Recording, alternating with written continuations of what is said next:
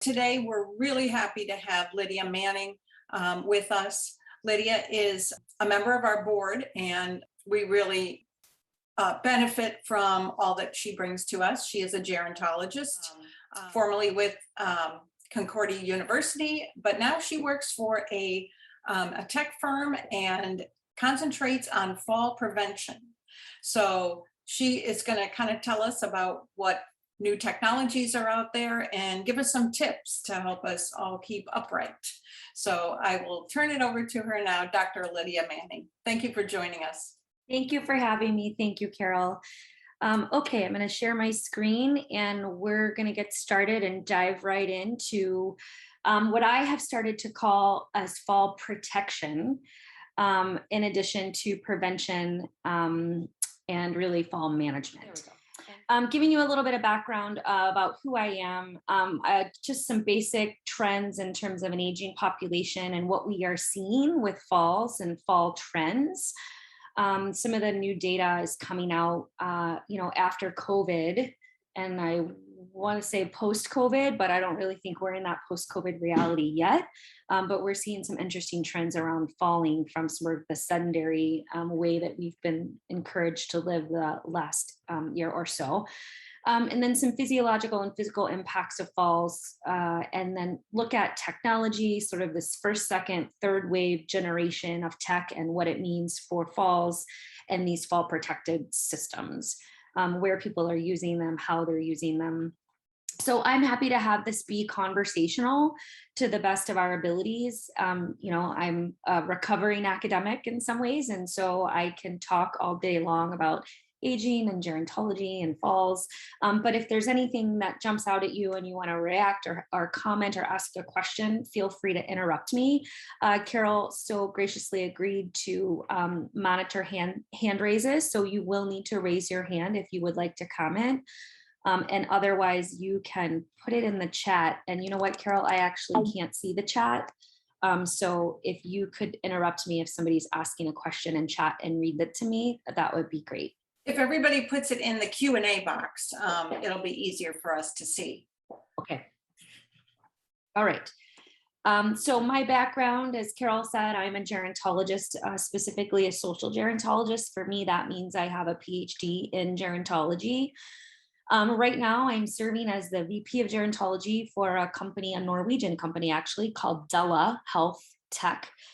Della is actually the Norwegian word for share. So we're all about infusing data from various streams, right? From electronic health records, from sensor data, from nurse call systems, using sensors to really be able, and machine learning and AI to understand a person's probability of falling and then being able to intervene and hopefully prevent that fall. I'm also an adjunct professor at University of Maryland Global Campus, as well as Chaffey College. So education will always be near and dear to my heart. I try to stay relevant and in the field. Basic aging population trends, these numbers aren't surprising to you all, I'm sure, but it's safe to say that as Americans are not only aging, right, our numbers of people 65 and over are growing, and we're also living longer, right? So 65 and older will more than double in the next 40 years, reaching about 80 million in 2040. And not to sound like Chicken Little, where the sky is falling, but I do think this tremendous aging coupled with this longevity dividend and revolution is really gonna invite us to think innovatively, creatively, and meaningfully about how we support people as they age, particularly in those later years. Ages 85 and over, that's the fastest growing group. And we know from our own experiences and from our loved ones that oftentimes people in that older age segment need supports because they live with chronic and comorbid conditions associated with aging. And that also is coupled with some natural senescence and decline. And so I think we will have, again, lots of opportunity to be creative and meaningful about how we support an older population. Some trends related to falls for older adults.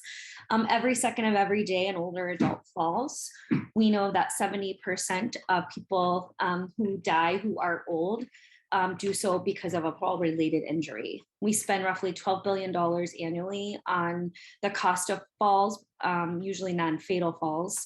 and 30% of falls go undetected for long periods of time. And I'll talk a little bit about what that quote unquote long life fall looks like and the implications it has, but really being able to not only detect a fall, but also then offer people supports around fall management is really important. Just some numbers from the CDC suggest that by 2030, 1,460,000 deaths may occur each year from older adult falls. So, I talked about my company. Obviously, we're in the business of fall management, and our goal is to offset that trend. I can tell you that the data that are coming out of what's happened during COVID, those numbers are rising, and they're projected to be even higher. And some of that is about lack of mobility, and then also really social isolation, and that's all wrapped up together as well. So these numbers are serious and they're important, and I think they really are a public health issue that need attention. $50 annually is spent on medical costs related to non-fatal falls. $750 more is spent on related to fatal falls. We know we can look at the data and the numbers and look to see that Medicare absorbs a big percentage of those costs, as do private payer, out-of-pocket payers, and also Medicaid. So again, I think it would behoove us from a public policy perspective for sure to figure out some interventions that can be put in place to help offset some of these numbers. Some of the physical impact of falls. We know, right, that a fall can result in reduced occupational participation. We know that post-falling, there's likely to be injury, and there are likely to be complications with activities of daily living. And for those of you who aren't familiar with ADLs and IADL deficits, activities of daily living are your basics, your bathing, your toileting, your transferring, your walking. Your IADLs, your instrumental activities of daily living, are more, grocery shopping, taking meds, going out into the world, being able to clean up your space. So we know that a physical impact of a fall can impact your ability to get stuff done in your everyday world. We also know that results can relate in further social isolation, right? If you have mobility issues and you're not able to engage in the world like you used to be post-falling during a recovery phase, that you're susceptible to feeling isolated or alone. We know that an impact of a fall can result in a poor quality of life or functional loss, broken bones. So if you fall in a skilled facility or you fall in an assisted living, there's a state protocol, right? If you do have a fracture or a broken bone, there's a whole protocol that has to be reported to the state, and there's a whole process. So falls will often result in broken bones. And I think a general loss of independence. And the long lie, right? I talked about that before. If you look at the data, 80% of people who spend more than 1 hour on the ground after a fall died within 18 months. So it's not just about how we fall, when we fall, where we fall. It's also about how long we stay on the ground.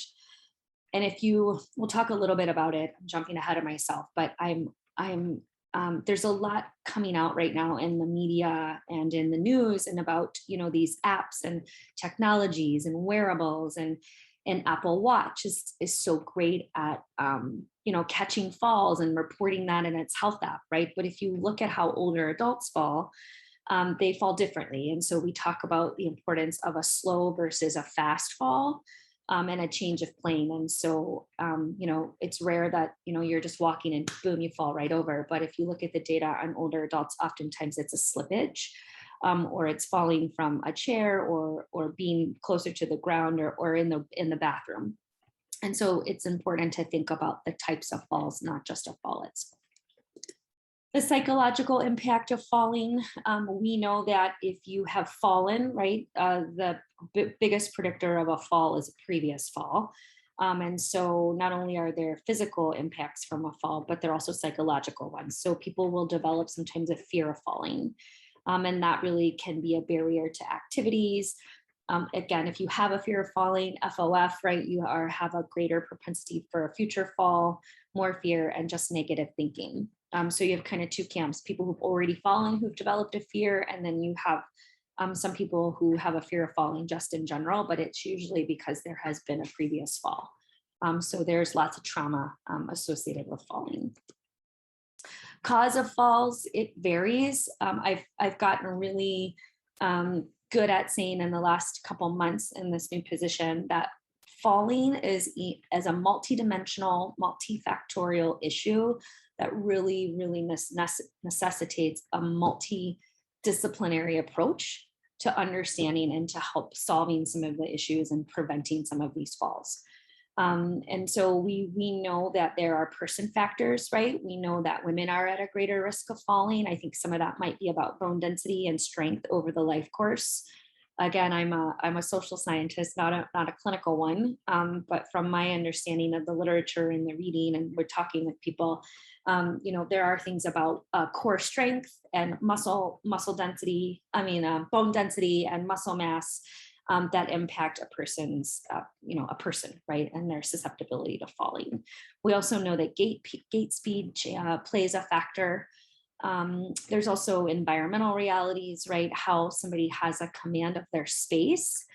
I have been into senior living facilities in the last couple of weeks now that our teams are all vaccinated, and we're seeing a little bit of an opening up, kind of a somewhat more recently of a restriction, but nonetheless, I've been in spaces where I think, oh my stars, these spaces are meant to be supportive and they're meant to be people are meant to receive care in them. And I just take a look at the room and I think, oh my word, there are 32 fall hazards just in this 26 square foot space, right? And so we need to be mindful of our environments, and particularly our home environments. I also will remind my parents, right? My mother will always joke about lucky her, she gets to have a gerontologist as a daughter. But I am always reminding them about throw rugs and about lighting, and just really the importance of maximizing your ability to navigate your space and meet your tasks in a safe way. And then there are also triggers, right? Triggers are factors. So that can be cognitive changes, cognitive decline, dizziness, a change in medication. There are all kinds of predictive factors that can trigger a fall. And so I think it's really important for those of us working in fall management to really understand what these factors look like and how they operate together in an ecosphere to be able to offset some of these falls. So I've also developed quite the appreciation for occupational therapists in this work. And I feel like in many ways they are unsung heroes. The person environment occupation performance model is just a great way to think about some of this, right? And so you have your intrinsic factors on the left, your cognition, your spirituality, your physiology. You have your environment and your extrinsic factors on the right, your social supports, your space, your culture, your values, technology. And then, we're really trying to maximize well-being and quality of life, but that sweet spot in the middle is how well you can perform and operate, right, in all of these spheres where you have environmental mastery of your space and then all of it's operating together for you optimally. And so I think it's a good way to help us think about, addressing falling. We know that there has been quite the emergence of fall protection technologies in the last several years. And we've seen a generational change in how these look. And so I probably most common, right? I give them credit. Lifeline, right? The whole I've fallen and I can't get up made it into our cultural imprint in our brain. But we've seen a growth of these technologies, right? And I can tell you that they're complex and they're multifaceted. And they really are, they are really seen and understood in two main categories. So you have your context aware systems, and then you also have your sensor-based systems. And so most of the technologies in the context aware system they're put into place, and the sensors can look a variety of ways, and they can be wearable, they can be non-wearable, they can be on the wall, they can be an optical, a camera, right? But they're really put in place to scan and to look at the environment and to quote unquote see the falls and detect the falls and alert. So those are your context aware systems. You also have your sensor-based systems. So these are your wearables, your non-wearables, your radars, your optic sensors, and they can look a variety of different ways. As I mentioned, Lifeline, right, our first generation, and I would it's probably not surprising to all of you that the first generation is still what we see mostly in senior living communities as well as hospitals. But they often look like pendants, right? You push a pendant, it sends an alarm, or you have panic buttons. So there's actually like physical alarms on a space if somebody gets up. Pull cords, pendants, right? We rely on those still in hospitals. And I can tell you that pendants work if you are in a place to actually push it. If you do have a fall and you don't knock yourself out. Sometimes if you live with cognitive impairment and they put a pendant on you, you don't know what it is. And so you won't know to push it. So we're still relying heavily on pull cords in bathrooms and push pendants. The second generation, right, are your accelerometer sensors. So those are able to kind of, like the wearables, right? Like they can tell when there's a change of plane based on where, the speed at which your body moves through space. And then the third generation we're seeing, and that's where I think a lot of growth and a lot of money and a lot of capital is being infused right now, are home sensors or environmental sensors. And somewhat cameras. And so there's really been a push in terms of technologies to be able to keep people aging in place. And so people do want to stay home. And so how can we use smart tech to really make our home spaces as safe and as secure and as active, if you will, in helping us maximize our personhood and our choice and autonomy, right, using smart technology. So you're seeing an infusion of Google and Amazon. They're really into these they're moving into these health spaces, right? And that they want to be able to capture these data and to be able to use them for good. And so also we're seeing, right, the smartphone-based detectors as well as machine learning. And so in this third generation of the sensors and the cameras, and by the way, just be, out of personal, professional opinion, I think that optics, actual cameras where you can see people, I don't know that I would prefer a non-optic sensor to be able to quote unquote see people in space as opposed to the actual camera. I feel like there's a lot of room for violations of cybersecurity and what people can do with those images. And at some level, it also seems like not a dignified technology. But we're seeing, right, the machine learning is also playing a factor. And so with many of these first and second generation sensors, people were using data from large aggregate sets, right? Like looking at, and on average, controlling for all other variables. This is how we can understand movement in space, and this is when we need to alert and what have you. But now with machine learning and artificial intelligence, we're actually seeing sensors being able to be configured to understand the nuanced movement of a single person in a single space, in their room, in their house, and they're able to in many ways understand what the person is about to do before they do it based on their trends in movement, using sensors, using other types of smart applications. In many ways, it's mind-blowing. I listen to our tech team often on our product calls, and I come away from those product calls really just amazed at where we're moving in terms of data and data fusion just collectively in the business. Some barriers and some issues. I think, technology is great. I think it's also important for us to have a real look at some of its not great aspects. Performance, right? This is still, in many ways, people are figuring it out. Nothing's 100% reliable, even with the technologies that we use. While they work on average most of the time and they detect 80% of undetected falls, there's still room for error and false alarms. We talk a lot about alarm fatigue in the business. Usability and limitations, right? You can have wonderful technologies and they can be available for people to use. But if people aren't adopting them, if organizations aren't adopting them, if people aren't encouraged to adopt them or understand them, then they're as good as the electrical outlet that they plug into. Acceptance, right? I do think they're generationally, I mean, we do know that more and more older adults are obviously using technology. I think technology for engagement, Zooming, being able to take classes online are one thing. Having your home set up so you can voice command everything that you do, from the lights to the thermostat to having sensors in your space monitoring you to giving alerts to your healthcare providers. That's a whole nother level of being able to accept where technology is and where it can be. Another barrier, right, is privacy. I think, again, it's important to have dignified tech options, particularly when you're talking about older adults or anybody needing care, but privacy is huge. I know that in Europe, their privacy standards around data and around who has your data and what they do with it are much stricter than they are here in the US. Our company is Norwegian, and so we operate at a much higher standard of being able to deliver dignified technology, but privacy is a huge issue. I think too, you see with all of our technological solutions, not just fall management. I know with my own technology in my own home, you have certain providers or certain products that speak to only certain other products, right? And so there really lacks this sort of being able to use these technologies in an integrated way. And so lack of integration can be a huge barrier for being able to really use data and data for good.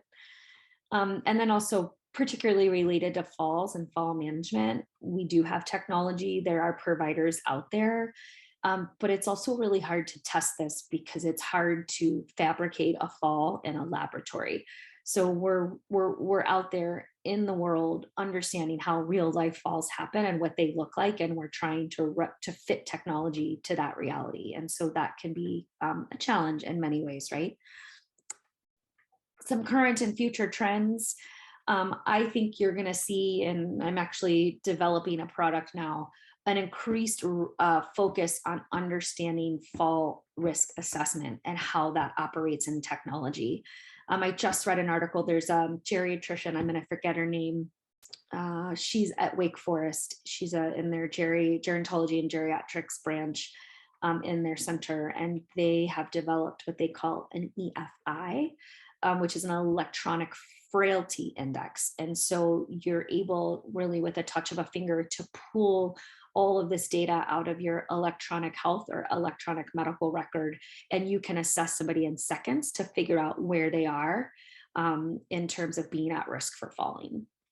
And so I think you're going to see more and more focus on being able to assess people and offer them a score, and then have an understanding of that score of what they specifically need to do, not only person-centered factors, but also environmental factors, how they can help offset some of that risk, as well as their healthcare providers. I think we're going to see more and more healthcare professionals being at the table in these design processes. I can tell you, at least with my own company and my own experience, Della Health is really great at understanding that they have brilliant programmers who really can design technology, and they get machine learning and artificial intelligence and how to use data, but they don't necessarily all have a nuanced understanding of aging and falling in the context of long-term care. And so they've gotten really good at seeking out the experts. And I think you're going to see more and more of that as technology develops. Apple's only going to be able to be so great at understanding falls if they don't have certain people on their team. I hope that you're going to see increased involvement from older adults in the design processes as well, right? I think it's important that, we bring products to commercialization and we get them out in the market. We look at them for their efficacy, we evaluate them, we validate them. But I also think it's really important, particularly when you're designing products that are targeted for people who are older, that they are at the table with those designers in that process, helping nuance and refine what people want or what they think they want. I think in general, technology and its application, not only to age, so age tech and health tech, I think we need more and more and more studies. Geron tech is still a really small subset of what gets done in the field of gerontology. And I think that there's a lot of room for research, more data are needed, more studies need to be done. So we know what we're doing, and we're making sure we're doing it in a dignified and appropriate and effective and affordable way. And I think too, you're going to also see technology that's going to come out, not just related to falls, but I think in general that really work to understand what it's like for people living with cognitive impairment. And I think as our numbers of people with dementia increase, and dementia related to various cognitive disorders, Alzheimer's, Lewy body dementia, Parkinson's, for example, you're going to see a focus on technology and being able to support a population of people living with cognitive impairment. And I don't know what it'll look like, but I think we're going to see a focus on that. And then in conclusion, technology, I think in use of fall prevention, it's important. I think it's timely detection is really important. I would argue that it needs to go beyond just detection to really move into this space of really protection, and then helping people, if there is a fall, manage that. But I do think, we know that falls impact us physiologically, psychologically, and of course, economically. And I would be remiss, I think, also to not say spiritually, right? I think that any type of situation that invites you to really rely on some of your resilience repertoire, your resilience reservoirs of resilience, I think are also invitations for spiritual growth and development. And then so in my previous work, I spent a lot of time understanding spirituality, religion, aging, and health. And I think falls, there's room to think about how those things overlap and connect as well. Future design of fall detection systems and risk assessments, again, as I said before, I think they really do need to include healthcare professionals, specifically gerontologists or geriatricians, if you're designing for older adults and then older adults themselves. We can look at the technology that's available, particularly in the space of fall protection. And I can tell you for senior living and also for home and community-based care, it's expensive and it's costly. And so I think that needs to be a factor in how people are designing. It doesn't have to be. I know that our solution is actually pennies on the dollar compared to some of our competitors. And that's intentional and by design, but I think it needs to be cost effective and it needs to be scalable. And I think, there's also invitation here from a public policy perspective about, from the payers, to take some of this seriously as a way to offset some of our costs, right, in terms of Medicaid and Medicare and insurance costs. And again, more studies need to be done, looking at how older adults use all of these systems, how they accept the fall systems, what they want from the fall systems. I think also there's room here for caregivers also to think about, what they need and what they want. So those are my thoughts on fall prevention. I do see a question in the Q&A from, hi, Chris, how are you? We also need to work on individuals to help them accept their declining mobility, balance, cognitive skills, etc., so they don't shun the aids. Of course, ego can be, I feel, a contributing factor to falls. If you agree, how do we encourage people to accept their physical aging? I think that's a great observation, and I agree with you. I think part of it is that we live in this space of rugged individualism. We're Americans, we pull ourselves up by our bootstraps, physically, spiritually, emotionally, financially. I do think aging, it's a paradox, right? You definitely experience declines, and there is a biological process of senescence that physically changes your body and often invites changes with mobility and how we function in the world. I think also then you gain, right? There are things that you gain a much more higher level acceptance. I think you operate on a different plane, emotionally and spiritually and psychologically. And so there's a paradox, and older people report being happier, right, than their younger counterparts. But I do think that we always say in my consulting business with my partner, if you want to be independent, you need to learn to be interdependent. And I think that there is some work we can do around teaching people how to manage and adapt to some of those changes. No one will ever say to you, don't exercise, it's a really bad idea, stop moving. Granted, now if you are injured and you're recovering, you may be on a more structured, strict regimen of movement. But I've been actually looking at some of the literature on Tai Chi and Qigong, and there are certain cultures where that is just what you do. You do it in social groups, you do it in social settings, you move, you work on your balance and your breathing, and their fall rates don't look like ours. And I'm thinking, particularly in cultures where Tai Chi is practiced and practiced regularly. So we do know that we can move our bodies and we can maintain core strength and flexibility. I've also thought in my own everyday practice and my own lived experience, I don't get down on the floor anymore like I used to. And I realize there is a beauty to get down and to get back up, and to be friends with the floor. And so I think that, that's about working that into your everyday lived experience. So I hope I answered your question, Chris. I do think we have work to do, and that we can help people, use technology, not see it as, I'm going to stop sharing my screen, not see it as, as a problem, right? But as technology, as a tool to help maximize environment and choice in environment. Well, hopefully the information is helpful. I don't know how, I don't know if we can take a tally. I'm just curious as how many of you, I'm sure we've all experienced either our own falls or the impact, right, of a loved one who's fallen. And I think that you don't have to go too far from your own lived experience to know that falling is real. Well, we can do it one of two ways. We can do a raise of hands, or I can put in a quick poll.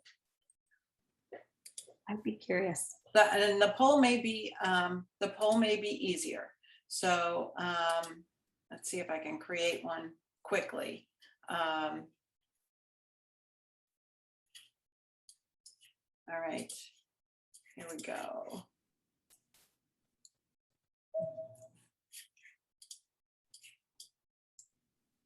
Carol, it's so fancy.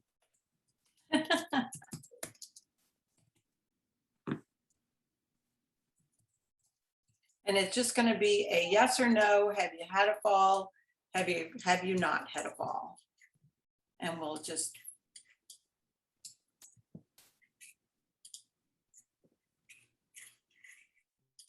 Okay, I'm launching that now. So it should come up on your screen and you can just answer yes or no.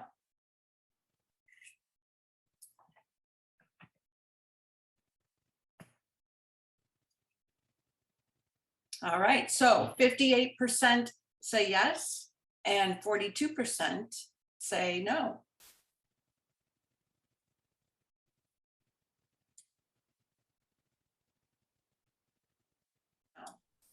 Okay. So over half. Yeah. Yeah. I mean, I'm living it with my own family, right?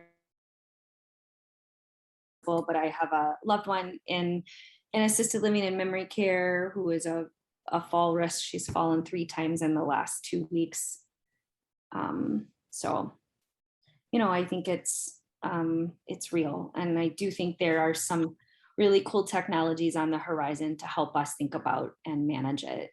But again, I do think there are things that we could all be doing, from making sure that our bone density strength is optimal, to moving, to exercise, to core strength, balance. We know that if you look at the data and you look at the literature, these evidence-based fall prevention programs work, right? A Matter of Balance, there are many of them. And I think if for those of you who can access those, it's not a bad thing, right? And many of them can be accessed online now. I think AARP has a number out there that are, kind of video based and easy to access. And there are other organizations that do it as well. Right. Any other questions or thoughts, or can we do one more poll? We sure can. I'm curious as to back to the acceptance issue and kind of what Chris pointed out. How many people would be open, right, to having these technological devices in their home, in their space, if they felt like they would lengthen the time people could stay there? Are people motivated to adopt technology? Okay. I know that was a big worded question.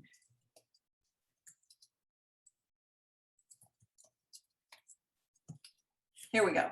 Now we have the right question up.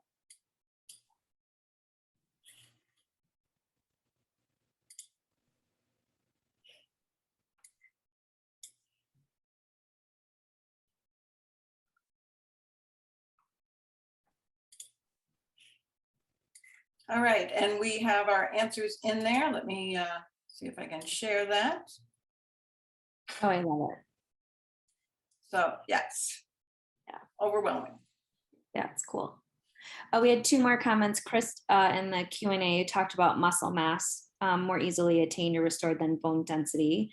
And yes, both contribute to balance. Yeah, if you look at, people's ability to build muscle mass over the life course, it doesn't decline with age, right? It's an interesting, we do have a greater propensity to lose it and it can turn to fat, but you can also build it. And then I was just reading literature yesterday too about our misconceptions about metabolic rate slowing as we age, and some of the new literature is saying it doesn't necessarily, when you are in later life, it slows a little bit, but in midlife it doesn't drop off like we previously thought. And so some of that's about lifestyle, weight gain is. Beth makes the point, hydration, of course, yes, hydration is huge. I think we're all probably chronically dehydrated at some level, unless you're really committed to your 64 ounces plus some a day and you're on it. But hydration is huge. And I think sometimes in care settings, we get into this place of, we don't want people, incontinence is an issue, right? And so we're worried about toileting and the need for toileting. And so we restrict hydration to prevent some of that need. And then it's just this cycle of not good choices, right? So I agree, Beth. I think hydration is huge. Okay.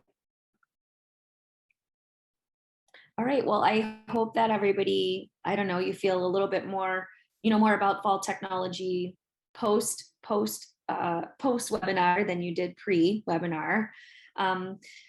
Yeah, if there's any, if anybody wants more information or you want to see some of this stuff in action, you feel free to contact me, Carol. I'm happy to have my email shared. Okay, I will do so. And I will do that on the archive page. And I just, I think being mindful and just how we operate in our worlds is important. I think, even I look around at my own space and think, oh my word, that's a fall risk. Being in fall management, I have gotten a little bit more vocal with everybody about fall risks. And so I'm sure some of my loved ones think, oh, okay, great, here we go. But I do think there is about, just being mindful of our spaces and how we use them and how things are set up. Lighting is huge. I will say I keep emphasizing the importance for aging eyes about keeping lights at a uniform level. Like popping lights on in the middle of the night, it takes your eyes a while to adjust. Like the actual time it takes your pupils to constrict and open again slows a little bit. And so just be patient with yourself and give yourself a few extra minutes before you start to nav your world. All right. Well, thank you, Lydia, for the material presented today. It was really wonderful information. And thank you, everyone, for joining us. Thank you very much. Thank you, everybody. Be well and stay safe. And stay upright. Stay upright. Yes. Thank you.